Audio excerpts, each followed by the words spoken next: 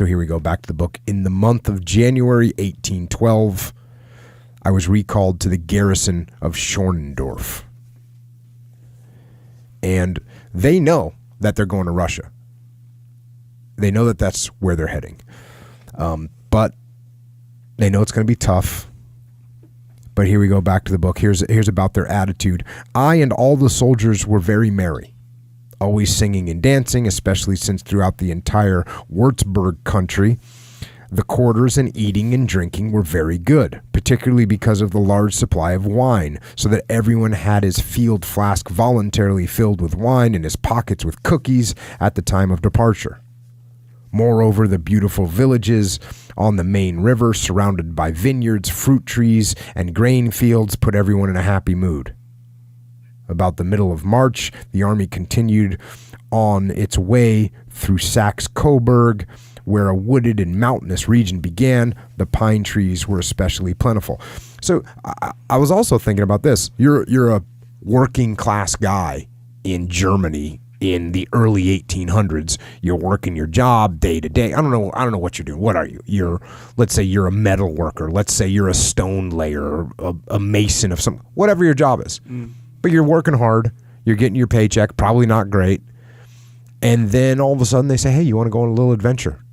You're going to get to take what you want. You get to go out. You're going to get good food. I can kind of sense that attitude. And it's the same thing that happens with military guys today, myself included, where, I'm growing up in a small town and everyone just kind of lives and dies in this small town. And all of a sudden there's an opportunity to go out and just get after it and live adventure and see the world. They used to say that in the Navy, join the Navy and see the world. Yep. Hey, that sounds cool. Yeah. And that's kind of what this is here. Especially this guy's a veteran. He's been through some wars, been through some tough firefights, and obviously seen some significant casualties. But at the same time, he's a veteran that he's come back.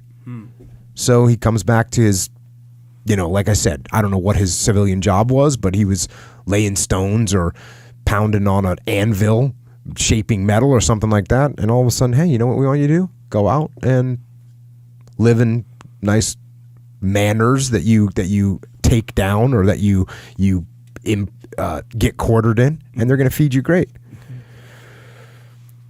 And it continues. Back to the book. In the city of Leipzig, anyone could see what was going to happen, since many Frenchies, as could slip through, came crowding through the gates. Leipzig was packed with soldiers, and I was in quarters with 150 men. Yet the landlord to whom we were assigned put us all in one building, the former theater building, which was 100 feet tall, 100 feet long, and 60 feet wide. Triple rows of tables stood ready in the hall, very beautifully set and loaded with beer, brandy, butter, cheese, and white bread.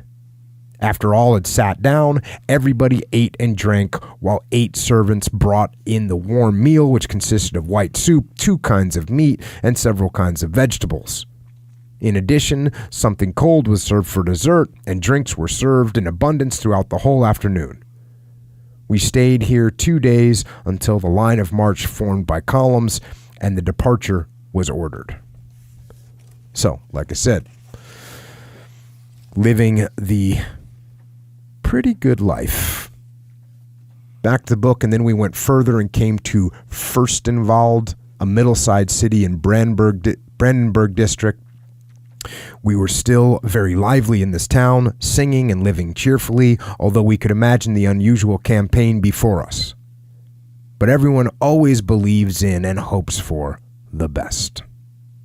I also looked after my saber and made it very sharp at a turner's and tempered it in fire so that it would not break off.